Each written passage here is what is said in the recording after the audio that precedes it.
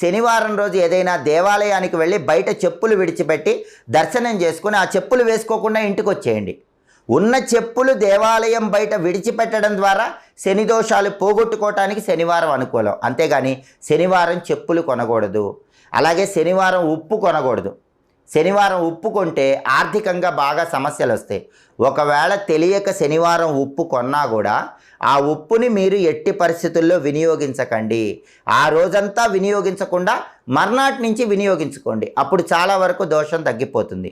ఇంకా వీలైతే శనివారం పొరపాటున తెలియక ఉప్పు కొంటే ఉప్పు దీపం పెట్టండి. సాయంకాలం పళ్ళెల్లో ఉప్పు పోసి ఆ ఉప్పు మీద ప్రమిద పెట్టి నువ్వుల నూనె పోసి 8 ఒత్తులేసి పడమర దిక్కులో ఉప్పు దీపం పెట్టండి.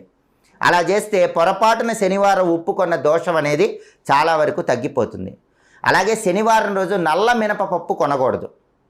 వేరుశనగ పప్పు శనివారం కొనకూడదు. శనివారం